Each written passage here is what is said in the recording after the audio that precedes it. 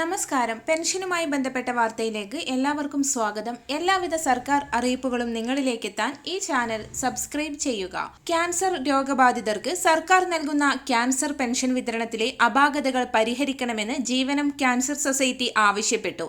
വിവിധ ജില്ലകളിൽ വ്യത്യസ്ത രീതിയിലാണ് പെൻഷൻ നൽകുന്നത്. ചില താലൂക്കുകളിൽ കൃത്യമായി നൽകുമ്പോൾ ചിലയിടങ്ങളിൽ കുടിശ്ശിക വരുത്തിയിട്ടുണ്ട്. ക്യാൻസർ ചികിത്സ വളരെയേറെ ചിലവേറിയ കാലഘട്ടത്തിൽ പെൻഷനെ ആശ്രയിച്ച് ജീവിക്കുന്ന നിരവധി പേരുണ്ട്. പെൻഷൻ വിതരണത്തിലുണ്ടാകുന്ന അപാകതകൾ മൂലം പലർക്കും ആശുപത്രിയിൽ പരിശോധനയ്ക്ക് പോകാൻ പോലും കഴിയാത്ത അവസ്ഥയാണ് നിലവിലുള്ളത്.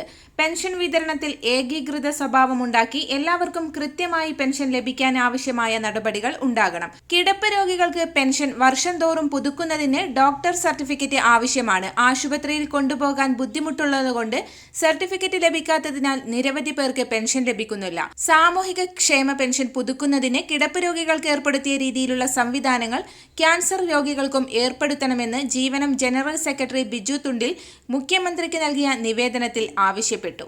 എല്ലാവിധ സർക്കാർ അറിയിപ്പുകളും തുടർന്നും നിങ്ങളിലേക്കെത്താൻ ഈ ചാനൽ സബ്സ്ക്രൈബ് ചെയ്യുക.